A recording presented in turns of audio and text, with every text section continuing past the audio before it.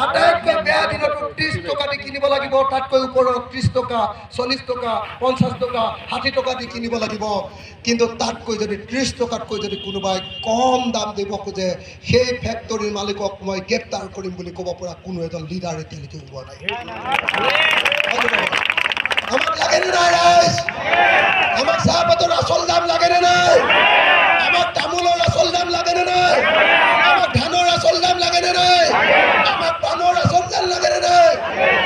আমাক হিমন্ত বিশ্ব শৰ্মাই কৈছে যে তোমালোকক এইবিলাক একো নিদিওঁ, তোমালোকক অৰুণোদয় দিম, অৰুণোদয়।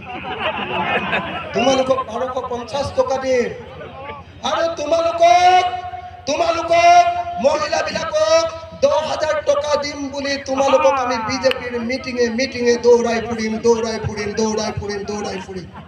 হয়নে নহয়? হয়নে নহয়? হয়নে নহয়? আমাৰ উজনি অসমৰ লৰাই এতিয়া কি কৰিবলগীয়া হৈছে? উজনি অসমৰ প্ৰত্যেক ঘৰ লৰাই এতিয়া মিস্ত্ৰীৰ তলত যোগালী কৰিবলগীয়া হৈছে, হাজিৰা কৰিবলগীয়া হৈছে না? হয়নে নহয়? হয়নে নহয়? তেতিয়াহ'লে তেলৰ মালিক আমি কেনেকৈ খোলো? তেনেকৈ বাগানৰ মালিক, চাহ বাগানৰ মালিক কেনেকৈ খোলো? তেতিয়াহ'লে আমাৰ কয়লাৰ মালিক আমি কেনেকৈ খোলো? যদি আমাৰ ল'ৰাই গৈ হাজিৰা কৰিব লাগে আৰু অসমীয়া জাতিৰ ভৱিষ্যত যদি হাজিৰা কৰাত থাকে, তেতিয়াহ'লে সেই জাতিৰ উন্নতি ক'ত হ'ব ৰাইজ? আমি এনেকুৱা এজন কোনো লিডাৰ উলিয়াব পৰা নাই যিজন লিডাৰে ক'ব পাৰে যে অসমৰ প্ৰত্যেকজন নিবনুৱাই যেতিয়ালৈকে কাম নাপাব তেতিয়ালৈকে মই কেতিয়াও লিডাৰ হৈ নাথাকো। 2016 চনত সৰ্বানন্দ সোণোৱাল আৰু হিমন্তই কৈছিলে, কি বুলি কৈছিলে? যে অসমত 23 লাখ নিবনুৱা আছে।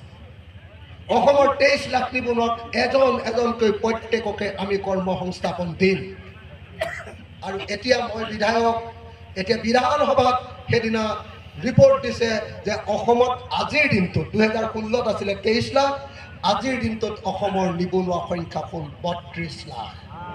32 লাখ কিমান ৰাইজ? কিমান ৰাইজ? 32 লাখ কিমান ৰাইজ? অকল 32 লাখে নহয়, আমাৰ প্ৰত্যেকজন খেতিয়কেই নিবনুৱা। কাৰণ আমাৰ খেতিয়কবিলাকে 3 মাহ খেতি কৰে, বাকী 9 মাহ ঘৰতে এনেই বহি থাকিব লাগে ৰাইজ। হয়নে নহয়? আৰু এনেকৈ 3 মাহ কাম পাই বাকী সময়খিনি বহি থকা মানুহবিলাকক ছদ্মবেশী নিবনুৱা বুলি কোৱা হয়। ইকনমিক্সৰ ভাষাত ছদ্মবেশী নিবনুৱা বুলি কোৱা হয়। তাৰ মানে আজিৰ দিনটোত অসমৰ বেছিভাগ মানুহেই নিবনুৱা। আমাৰ প্ৰতিগৰাকী মহিলাই নিবনুৱা। আমাৰ প্ৰতিগৰাকী নিবনুৱা মহিলাই যেতিয়া এটা লোন লৈছিলে, মাইক্ৰ' ফাইনেন্সৰ ঋণ লৈছিলে, বন্ধন